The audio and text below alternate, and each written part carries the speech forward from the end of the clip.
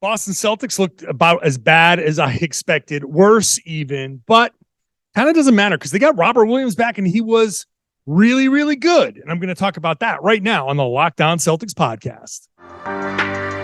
Be ever ready. Recognize the city of champs. Boston, baby, we do what you can't. Locked on number 18, Tatum and Brown, J-team, step back. We gon' wet that and slay teams. Of course, the Celtics, who else could it be? Screaming like KG with the Larry O.B. Karalis above average, assessing the team status.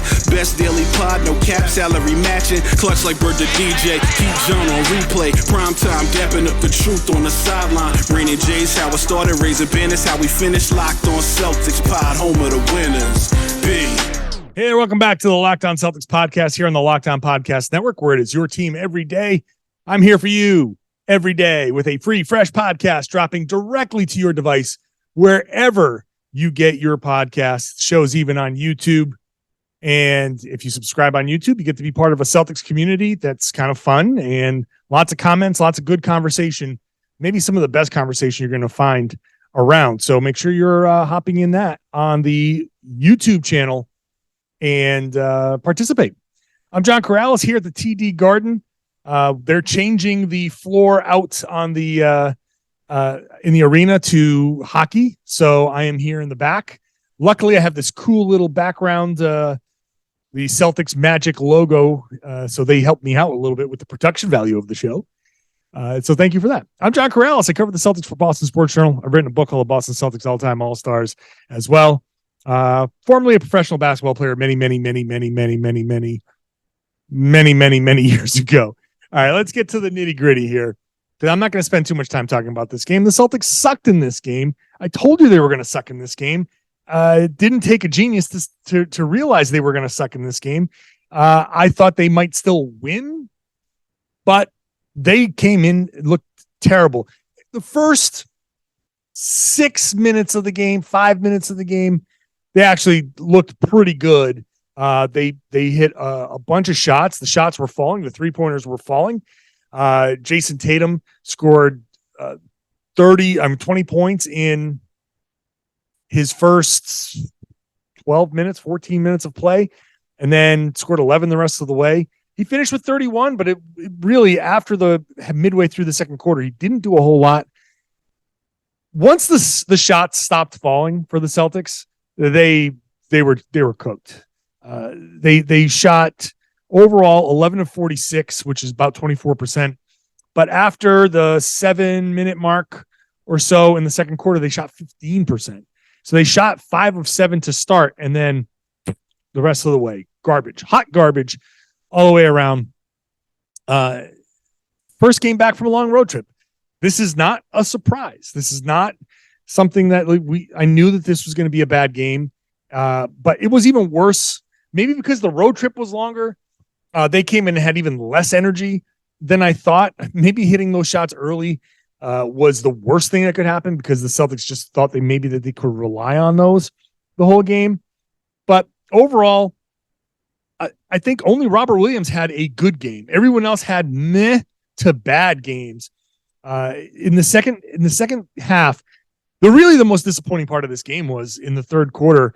The Magic came out to an 11-2 run to start the third quarter, and that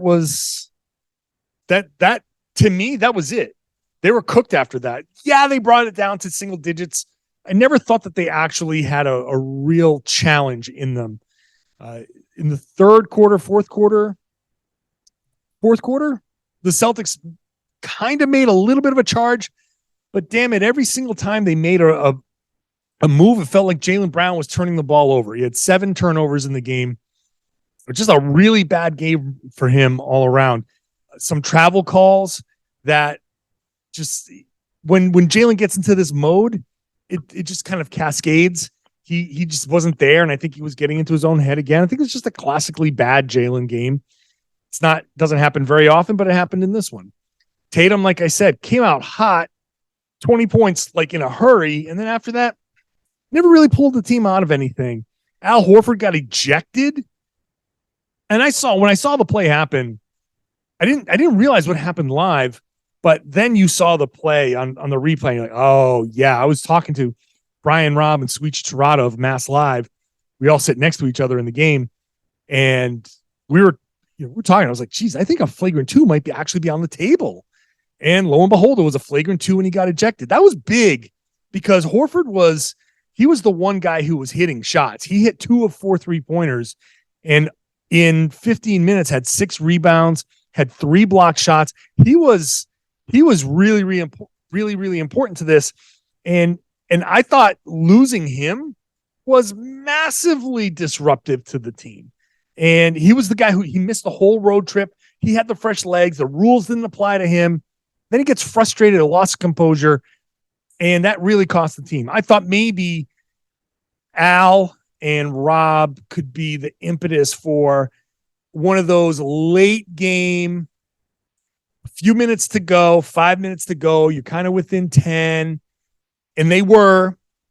And maybe there was oh my God, we're going to squeak out this stupid little win over a bad team. They played 5 minutes of good basketball, and that's all it took, and just file it away and goodbye. Thank you. Thank you for the win. Goodbye. Never think about this game again. They just couldn't do it. I think Al not being in the game was, getting kicked out that was meaningful. That's as far as that's all I care to talk about the game. It was gross. It doesn't mean anything to me. If they come back on Sunday and suck, then that will be more meaningful to me than this.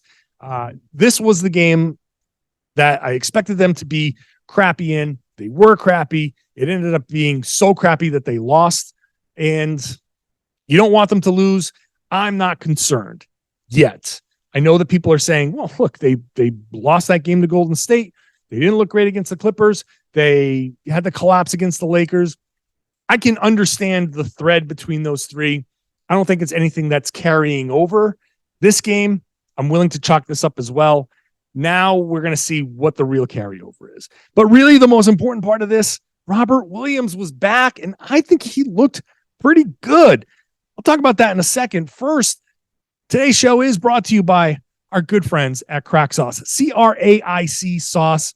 It's a big, bold, beautiful hot sauce made here in Massachusetts, about 40 minutes north of here in Lowell, maybe less from the Garden, in Lowell, Massachusetts. So Celtics season ticket holder, locally made, local employees, local farms. This is, you want to buy ethically, if that's something you're into, then if you're looking for a hot sauce, do it and help a local Massachusetts employees and a fellow Celtics fan.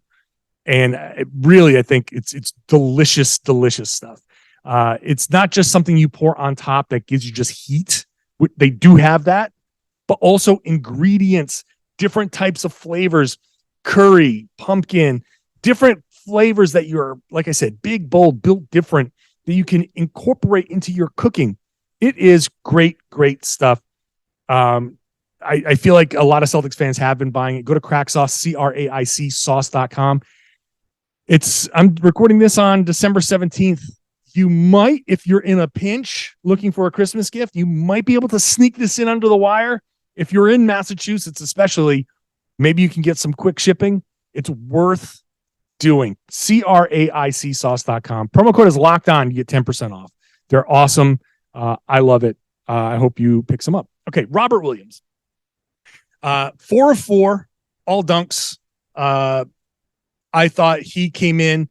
Obviously, he came in and he had 3 fouls in just a snap. It felt like he might foul out. He said, okay, well, he's on a bit of a minutes. They didn't call it a minutes restriction, but he obviously only played 17 minutes. So this was about what I thought it was going to be. They brought him off the bench. I was a little surprised at that. I thought you go and you start him. And as I said, you play the whole stretch. But we were talking before the game. Brian Scalabrine was in the media room, and we're all talking, trying to figure out how they might do it. He made a good point that you don't want to play the big stretch right away. And I didn't think about that. He's trying to get his legs back. The 4 minutes, 2 4-minute stretches versus the 1 big 8-minute stretch. I think that made a lot of sense because he said after the first 4 minutes, he was tired as hell. So that made sense. Bring him in, let him get his sea legs a little bit, and then take them out, catch your breath, get your legs back under you. Let's put you back in. So that ultimately, I believe that was actually the right way to go. He came in, like I said, rusty a little bit, but 4 trips down the floor after an offensive foul, an illegal screen. He catches a lob, and right there he says, my nerves calmed down, kind of felt back into the flow of things. Gets a blocked shot, and you can see the attention paid to him in that dunker spot. And I think slowly he's going to incorporate himself into more of the offense. You saw a lot of shrugging out there sometimes. He's like, where am I supposed to go? What am I supposed to do? You saw some times where he was just kind of running shoulder to shoulder with a teammate on the offensive side. And you're like, that's not how you're supposed to be. That's not where that go. You're supposed to go. So there was that, a little bit of confusion, a little bit of rust, both a step slow and playing too fast, which the combination of that doesn't seem like it makes any sense. But when I say a step slow, it means he's processing things a little too slow, but playing fast means he's not under control. So late decision-making and out of control is what kind of gets you that combination of quick fouls. And he's probably so amped to be back in the game, and the crowd goes nuts when he checks it. He just stepped up. He just stood up from the bench, and the whole building started to cheer. When he checked in, the whole building erupted, standing ovation. He gets the lob. The building explodes. So he's probably a little hyped and playing, like I said, fast, but at the same time, still kind of saying, oh yeah, I'm supposed to be here. Oh yeah. There's a guy. Oh, that's my guy. And going. So there's some acclimation here. It's not perfect, but there were a couple of plays that really stood out to me. There was one where I highlighted this on Boston Sports Journal where the Magic get a steal and Cole Anthony gets the ball. He's calling for it on the right side and he gets it and he takes a dribble and he sees Rob and he goes, and then he kind of, nope, I'm going to go this way. I'm going to kick it to the corner. And they miss the shot. And look, Cole Anthony's not afraid of getting in there and getting dirty and taking a layup and getting contact. But he saw Rob and said, nope, I'm not doing that. And that's one of the biggest Rob effects that you're going to see. I've said this before a million times on this podcast. He is going to make the Celtics defense better just by being back there. And Malcolm Brogdon said it after the game. He said, I know that when I get beat, somebody's going to be back there to clean things up. So defensively, there's no adjustment. It's, oh, I got beat. Oh, there's Rob. I can at least now go and maybe box out Rob's guy. It's a very simple concept that when Rob steps up and leaves his guy, Malcolm or whoever on the perimeter says, okay, I got beat. Here goes Rob. Where's Rob's guy? Let me box that guy out, because if Rob blocks the shot and the guy that Rob left gets the ball back, that's an offensive rebound. That counts as a second chance point. And second chance points killed the Celtics. They gave up 20 second chance points in this game. So get back, box out Rob's guy, help him out because he's helping you. And then later on in the play, even if your guy sees Rob and then turns the corner, you don't want that guy to just dump it off to Rob's guy to you know what I mean? Like if Brogdon is guarding Cole Anthony and Mo Bamba's down on the block, you don't want it to just be, oh, Rob stepped up and helped me out, and then Bamba's getting a dunk. So you got to go help him out. So that's going to be part of the process, but it's also going to be a very easy way for the Celtics to say, oh, okay, Rob's going to deter my guy. I'm going to go help him. And then we're going to find our way back to our original assignments, but we've now prevented something at the rim. He also blocked a shot. He scared the crap out of Franz Wagner on a contest, and that's something that was really fun to see.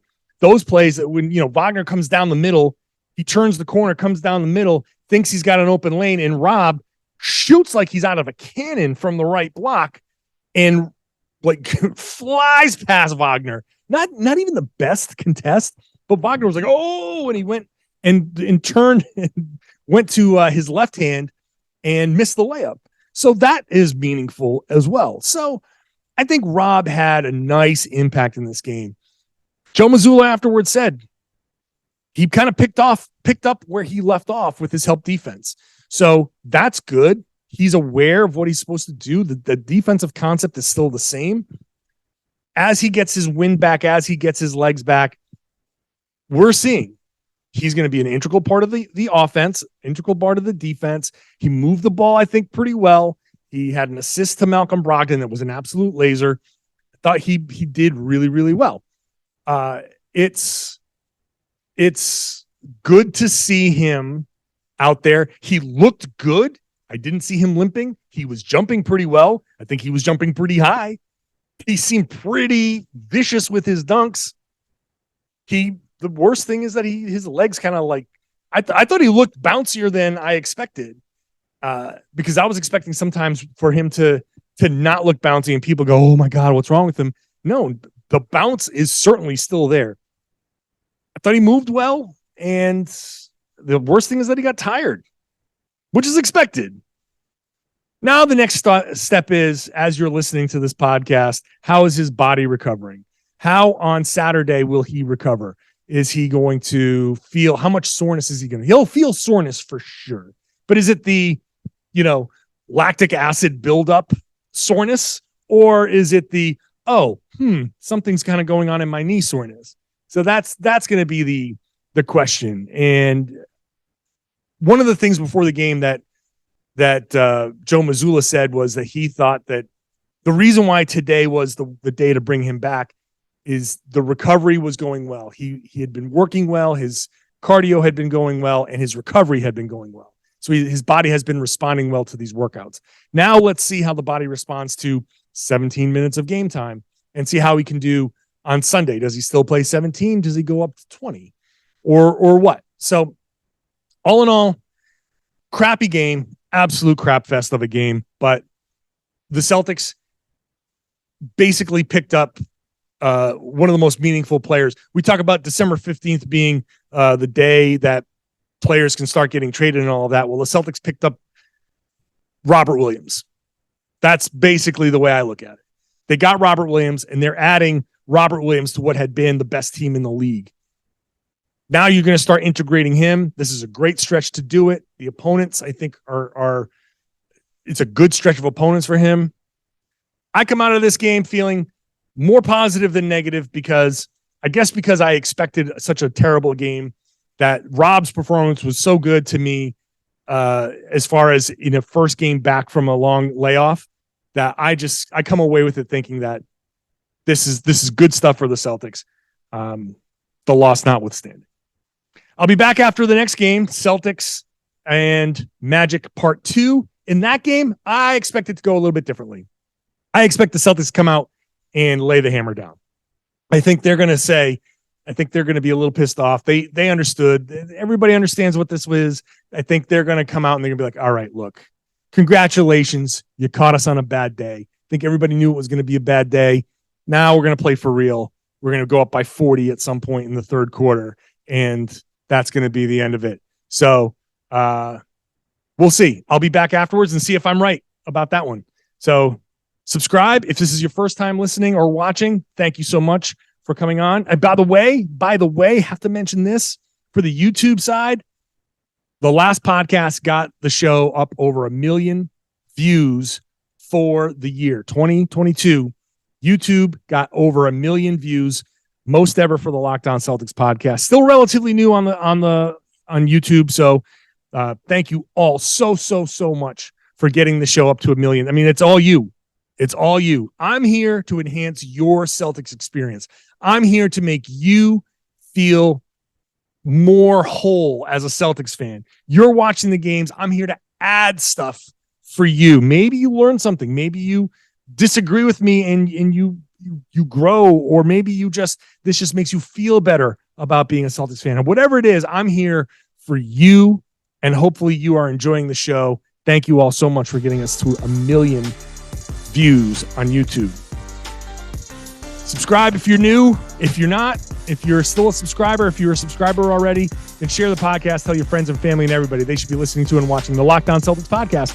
here on the Locked On Podcast Network, your team every day.